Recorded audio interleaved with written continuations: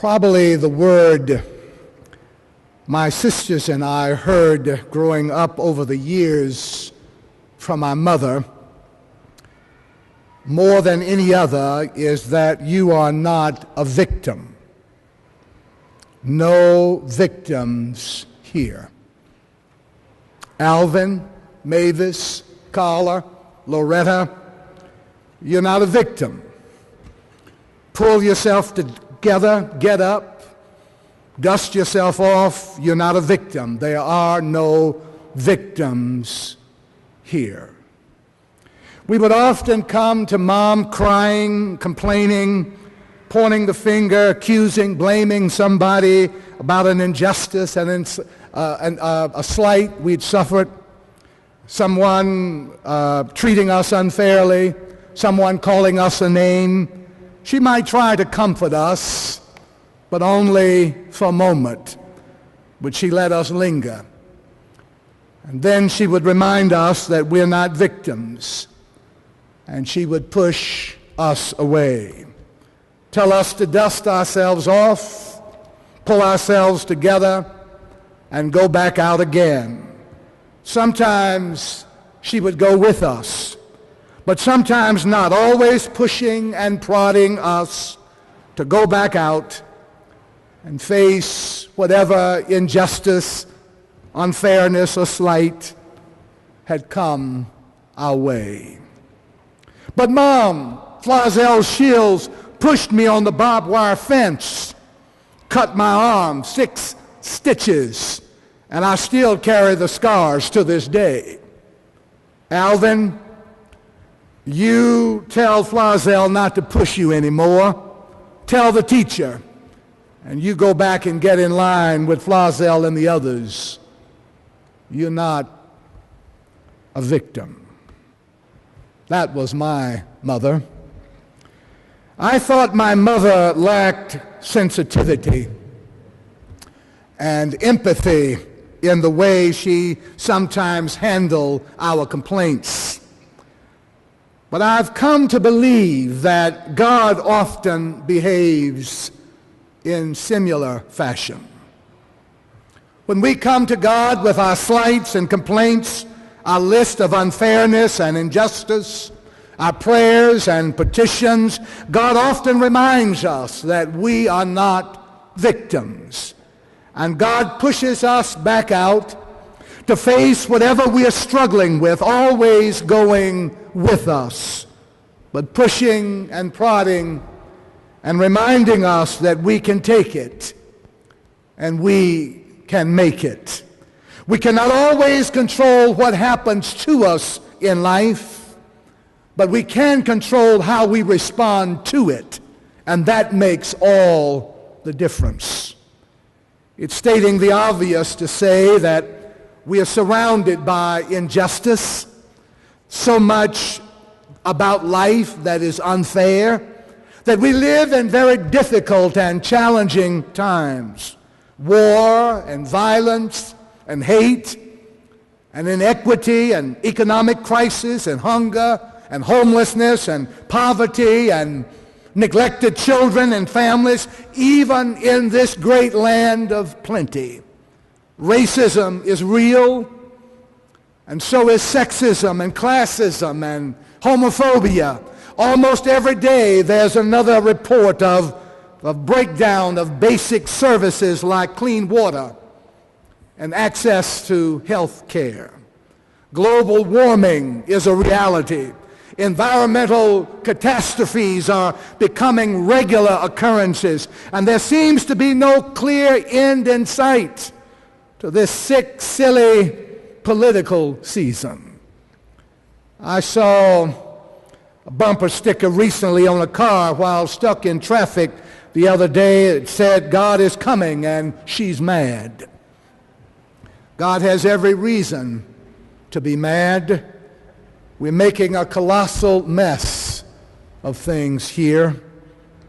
We choose to glorify in all the wrong things: war, humiliating our adversaries, shaming the immigrant, demeaning and dehumanizing the other, ignoring and neglecting our children and families, consuming goods that possess us rather than using and possessing them, going through the motions of our religion rather than cultivating spiritual disciplines that help us listen carefully and prayerfully to God.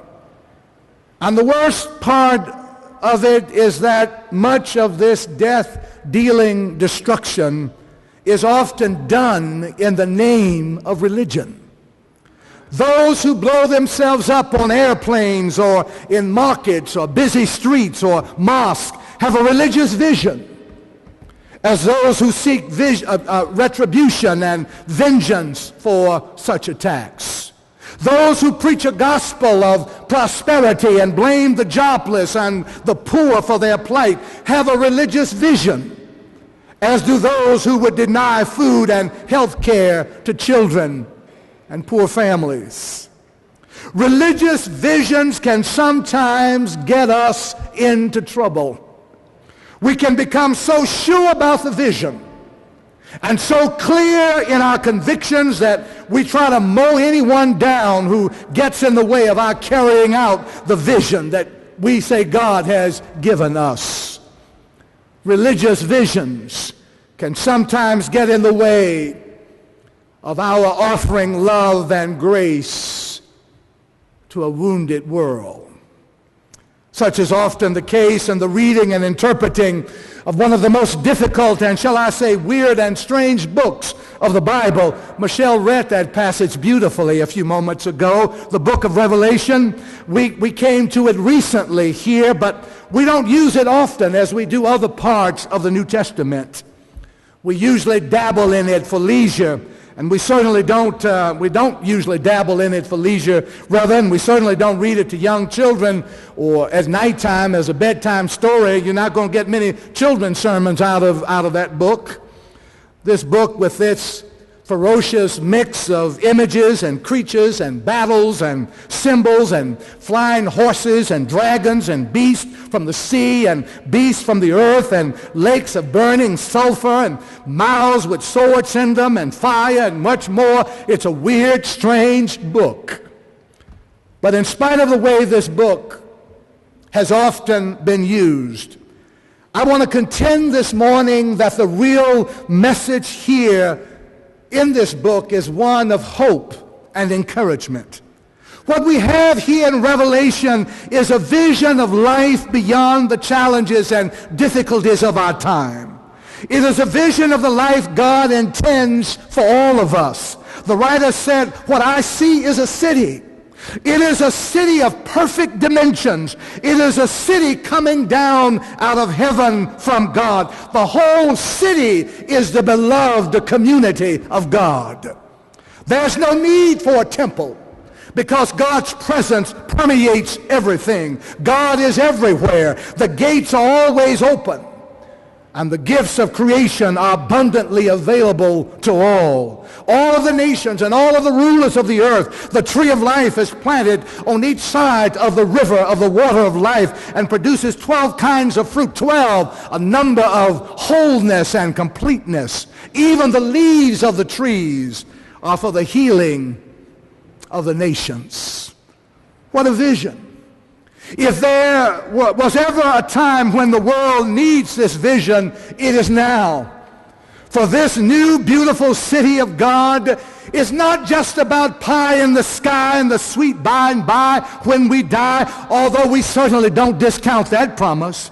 The vision is about a whole new way of living that can be found by the pound on the ground while we are still around. The good news of the vision in Revelation is that God has moved into the neighborhood, into this neighborhood.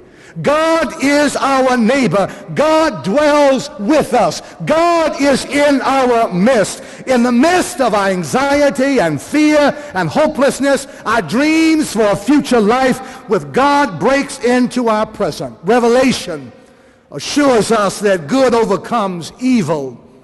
Love overcomes hate.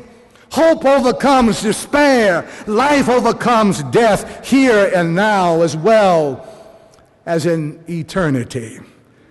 And so God's dream is of a world where there is no more ugliness, no more squalor, no more poverty, no more war, no more hostility, no more greed, no more unemployment, no more lack of health care, no more cancer, no more injustice, no more urban abandonment, no more addiction to drugs and guns and despair, no more oil spills, no more racism and sexism, and no more homophobia, no more outsiders. We're all insiders.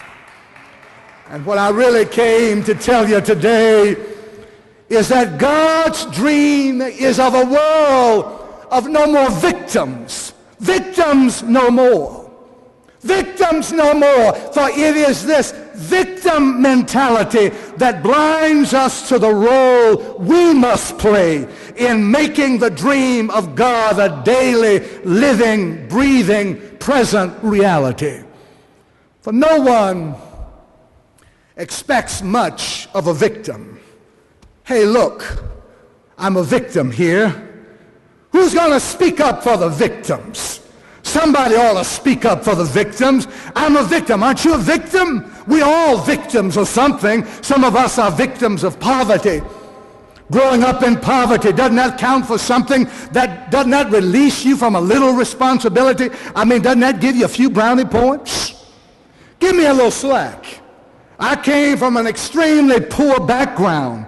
Don't you know, she said, that I came up in a home that was a broken marriage. I was abused as a child. Oh well, yeah, you're released. You're released from responsibility. Broken home, poor background.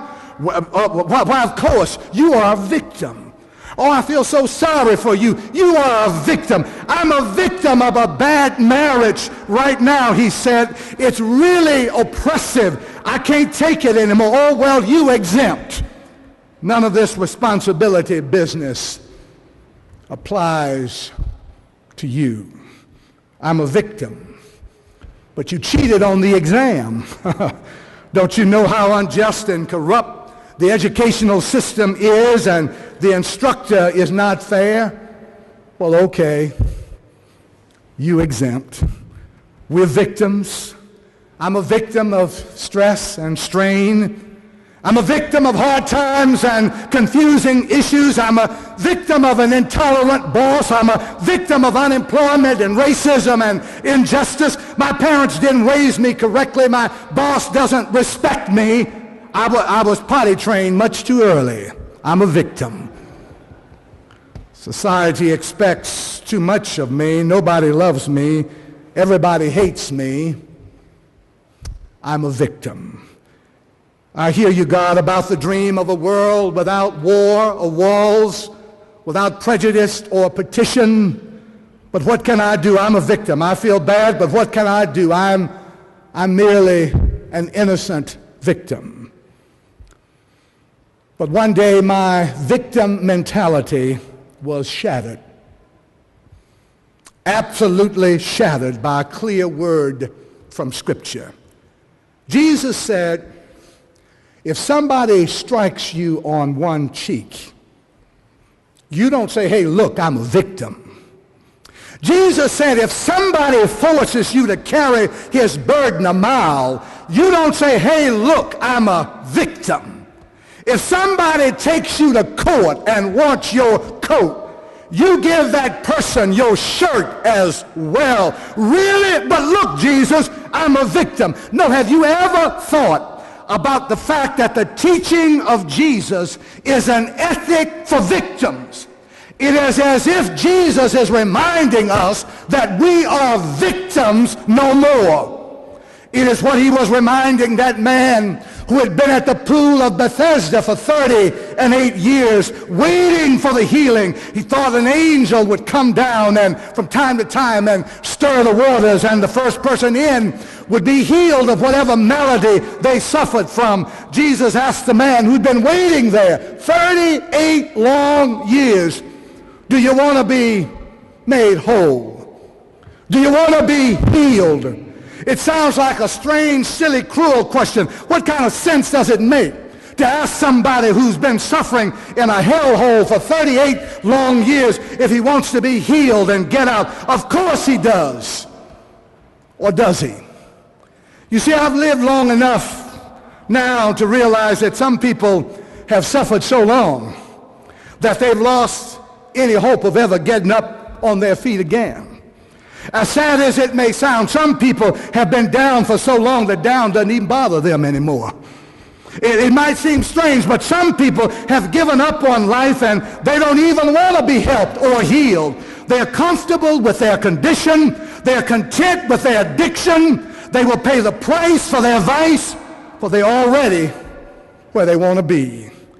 It is often more comfortable to hold on to our prejudices and preconceived ideas about another than it is to reach out and risk new discovery. Some people love the life they live and live the life they love, affliction, addiction, and all, and they don't want to be helped or healed.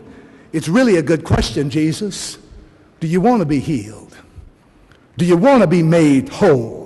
Sometimes it's more comfortable to be a victim because you evade all responsibility and accountability as a victim. But Jesus said, if you want to be healed, get up, take up your bed and walk. You got a role to play. There's something you can do. Stop lying down and looking around and waiting around and hoping around on somebody to come and do something for you. Take charge of your life and rise. The man said, well, I'm waiting on the angel to trouble the waters. Jesus said, man, take up your bed and walk. Your healing is not even in that water. You don't even have to get in the water. You can bypass the pool. You can get well without getting wet. You can get delivered without taking a dip. You can have peace without going to the pool. Just do what you can do. Take up your bed and walk. Your healing is not in the water. Your healing is found in the leaves of the trees that are good for the healing of the nations. Yes, the world is in a mess. It's getting messier every day. You can lie around and mumble and despair and complain if you want to, or you can rise, take up your bed, and walk. Do what you can, use what you have, give what you can, take a stand, be a witness, let your light shine, be one of those leaves from the tree of life that's good for the healing of the nations. My mother was right. God's dream is a world of no more victims. Praise be the name of our God. Amen.